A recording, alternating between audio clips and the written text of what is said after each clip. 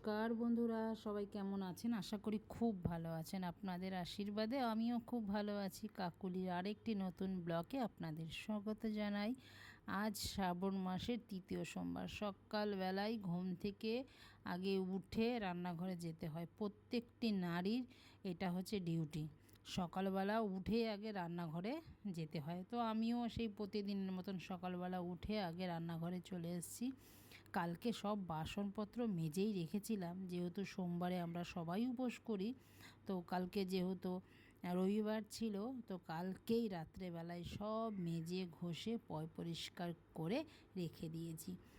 আর সকালবেলা উঠেই ওই জন্যই রান্নাঘরটা আবার একটু মুছতে লাগে, বাসিটা মুছতে লাগে। তো এই দেখুন, এইগুলো আবার পরিষ্কার করে নিয়েছি, যেহেতু আজকে রান্নাবান্না নেই। রান্নাঘরটা একদম ডিপ ক্লিন করে ফেললাম। আর তারই সঙ্গে এবার জানলার দিকে তাকিয়ে দেখছি এই দৃশ্য। দেখুন, এই দৃশ্য আপনাদের সাথে শেয়ার না করলে হয় বলুন? এই যে প্রতিদিন এখন কতদিন ধরে এই পুকুরটার মধ্যে জাল ফেলছে, আর অনেক মাছও উঠছে অবশ্য। আর এইখানে জানলার সামনে দাঁড়ালে কখন যে দেরি হয়ে যায় আমি বুঝতেই পারি না। সেই সকালবেলা উঠেছি কিন্তু অনেকক্ষণ, জানেন।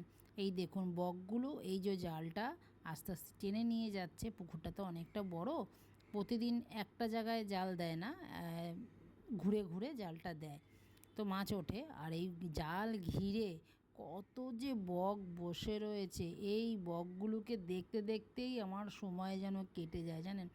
সকালবেলাটা কিভাবে যে কেটে যায়, অনেক সময় তো এক কাপ হাতে চা নিয়ে এই দৃশ্য দেখতে থাকি। তো আজকে তো উপোস, আজকে তো আর চাটা খাবো না। তো রান্নাঘরে আবার বেশি কাজও আজকে নেই, যেহেতু কালকে সব কাজগুলো সেরে রেখেছিলাম। আর এই দৃশ্য দেখতে দেখতে প্রায় বেজে গেছে জানেন 8:30 থেকে 9:45। মানে দাদাকে ডাকছি, ওঠো ওঠো, দাদা শুয়ে আছে, দাদা বাজারে যাবে। আজকে যেহেতু সোমবার, তিনজনেই আমরা বাবার মাথায় জল ঢালবো। আজকে সেদ্ধ ভাত খাওয়া হবে সবাই মিলে। দাদা বাজারে গেছে, বাজার থেকে আস্তে আস্তে আমিও চানটা এখন সেরে ফেলি। এই দৃশ্য দেখতে দেখতে কিন্তু আর শেষ হবে না, মানে যত দেখব ততই যেন ভালো লাগে। এই এতক্ষণে ওদের জাল টানা শেষ হয়েছে, আর ওই যে পুকুর ধারটার মধ্যে সবাই দাঁড়িয়ে আছে, দেখুন ওই পাটটার মধ্যে এই জাল আবার পুকুরে আবার ছেদছে দিচ্ছে। আর কত যে বক, আপনাদের সাথে আমি আগেও শেয়ার করছি, শীতকালে এই যে আমাদের চারিপাশে যে গাছগুলো আছে ক্লাবের, এখানে প্রচুর বক, পাখি, টিয়া পাখি সবাই আসে। মানে কোনো পাখি বাদ নেই যে আসে না। অনেক অনেক পাখি তো আমি নামও জানি না যে কী পাখি এগুলো। তো সেগুলো আমি দেখি এই জানলা দিয়ে, খুবই ভালো লাগে। অপরূপ দৃশ্য, অপরূপ দৃশ্য। আপনাদেরও ভালো লাগে আমি জানি, তার জন্য শেয়ার করলাম। আপনারা অনেকেই কমেন্টে আমাকে জানান এই দৃশ্যটা খুবই ভালো লাগে। সত্যি আমার বাড়ির পরিবেশটা, চারিদিকের পরিবেশটা সকালবেলা মনোমুগ্ধকর পরিবেশ।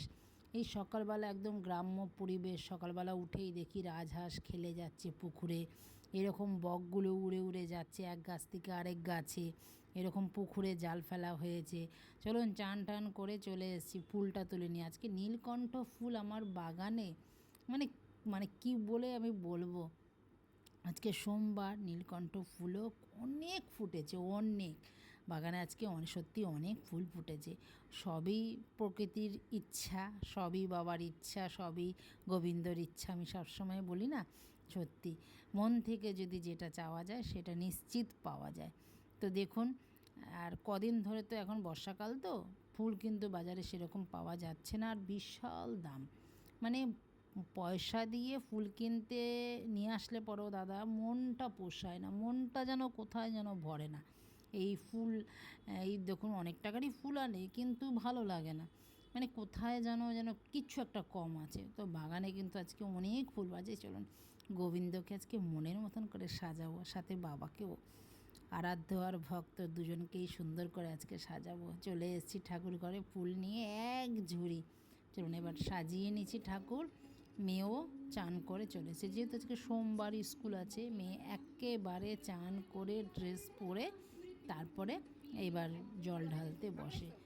আমি সবসময় বলি যে ওকে আগে রেডি হয়ে যেতে। ও রেডি হয়ে গেলে বাবাও রেডি হবে, এই যে দুজনে তো একসাথে বেরোবে। তারপরে তো আমার আর কোনো কাজ নেই ওরা বেরিয়ে গেলে। একটার মধ্যে সেদ্ধ ভাত বসিয়েছি, আর একটার মধ্যে ওই একসাথেই বসিয়ে দিয়েছি, মানে ঘি দিয়ে আলু সেদ্ধ আর মুগ ডাল সেদ্ধ দিয়ে ওরা বাবা আর মেয়েতে খেয়ে স্কুলে চলে যাবে।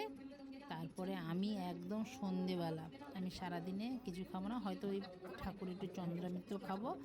আর যদি নেহাত খুবই খারাপ লাগে, যেহেতু খুব খাটনি করি তো মাঝে মাঝে একটু খুব খারাপ লাগে, ওই হয়ে যায়, তাও তখন একটুখানি একটু চা করে খাবো। চা করে খেলে শরীরে আবার এনার্জি পাবো, আবার সারাদিনটা থাকতে পারবো।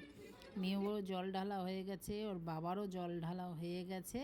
এবার আমি তাড়াতাড়ি করে জলটা ঢেলে নিই, বাবাকে ভক্তি সহকারে ঢেলে নিই জলটা।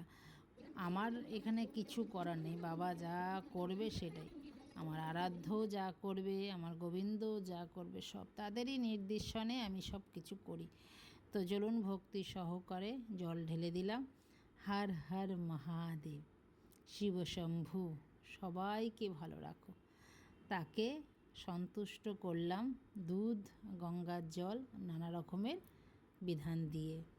তন্ত্র মন্ত্র ভজন সাধন আমি কিচ্ছু জানি না, শুধু আছে আমার ভক্তি আর সাধনা, এই দিয়ে আর 3টে বেলপাতা দিয়ে বাবাকে তুষ্ট করলাম। বাবা যদি আমার প্রতি তুষ্ট হয়, তবে বাবা যদি আমার সদয় হয়। চলুন বাবার মাথায় জল ঢেলে এবার আমার যেহেতু সিঁড়ির ঘরটা খুব ছোট, তো একটু পরিষ্কার করে করেই কাজ করতে লাগে, তাতে আমার দেরিও হয় অনেক, জানেন। এবার বাবাকে ভক্তি সহকারে আরতিটা করতে থাকি। আরতির পর আবার আপনাদের সাথে দেখা হচ্ছে।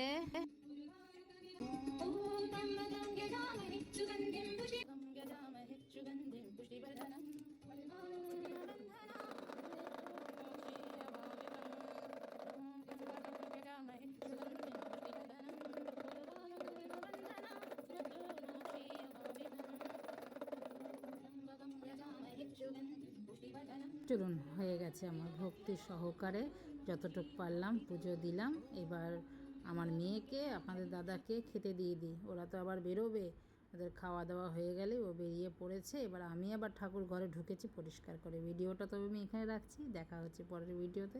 ভালো থাকবেন। হর হর